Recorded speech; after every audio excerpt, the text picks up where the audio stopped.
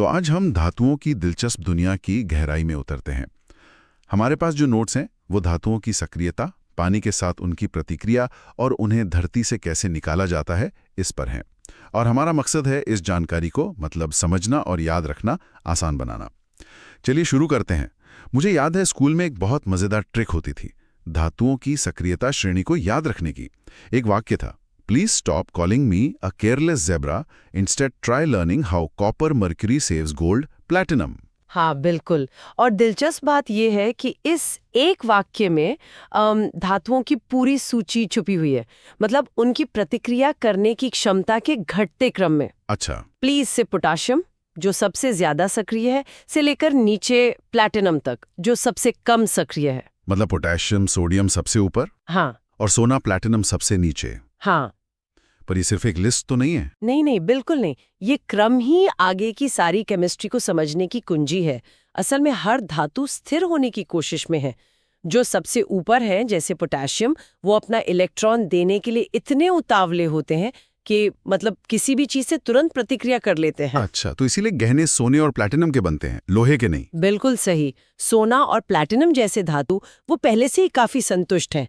उनकी किसी से दोस्ती करने में क्या कहते हैं कोई खास दिलचस्पी नहीं होती। तो ये सक्रियता असल में काम कैसे करती है? मतलब चलिए देखते हैं कि धातुएं पानी के साथ कैसे व्यवहार करती हैं। हाँ, और यहाँ भी वही पैटर्न साफ दिखता है। पोटेशियम और सोडियम इतने ज्यादा बेचैन हैं कि वो ठंडे पानी में भी हाँ, वो तो धमाका करते हैं ना। हाँ जोरदार धमाके के साथ प्रतिक्रिया करते हैं। उन्हें बस एक मौका चाहिए। और बाकी जैसे मैग्नीशियम या कैल्शियम? वो थोड़े नखरे वाले हैं। वो कहते हैं कि हम सिर्फ गर्म पानी से ही प्रतिक्रिया करेंगे, ठंडे पानी से नहीं। और जो बीच में है जैसे लोहा या जिंक, बारिश में लोहे पर धीरे धीरे जंग लगता है, वो ठंडे पानी से तुरंत तो कुछ नहीं करता। सही पकड़ा। एल्यूमिनियम, जिंक और आयरन और भी कम सक्रिय हैं। वे ठंडे या गर्म पानी को तो नजरअंदाज कर देते हैं, लेकिन भाप की ऊर्जा के सामने हार मान लेते हैं। मतलब सिर्फ भाप से? हाँ, सिर्फ भाप से। और अंत में लेड, कॉपर, सोना जैसी धातुएं हैं जो पानी के किसी भी रूप से कोई क्रिया नहीं करती।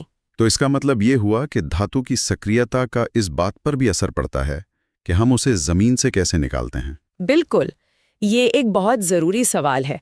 मतलब किस धातु के लिए हमें कितनी ऊर्जा खर्च करनी पड़ती है। जो सबसे ज्यादा सक्रिय धातुएं हैं, पोटेशियम, सोडियम, एल्यूमिनियम, हाँ, वो अपने यौगिकों से बहुत मजबूती से जुड़ी होती हैं।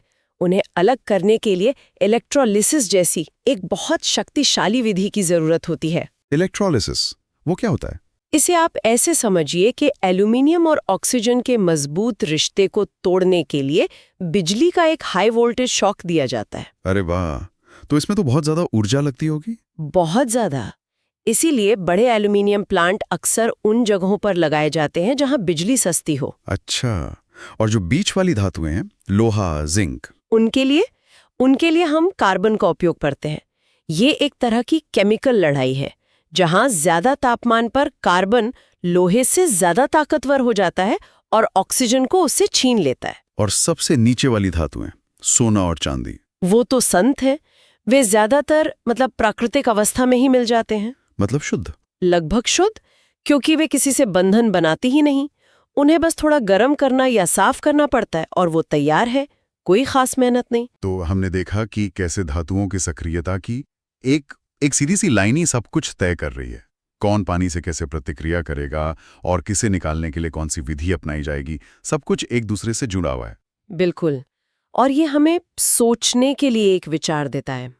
सोचिए, अगर भविष्य में कोई नया अत्यधिक अभिक्रियाशील तत्व खोजा जाता, मतलब पोटेशियम से भी ज्यादा, तो उसे उसके अयस्क से अलग करने के लिए कितनी विशाल ऊर्जा और किस तरह की नई तकनीक की आवश्यकता होगी।